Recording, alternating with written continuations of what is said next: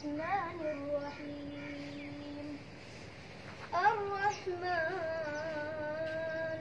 علم القرآن خلق الإنسان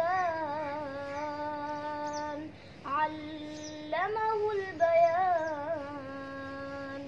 الشمس والقمر بحسبان والنجم والشجر يسجدان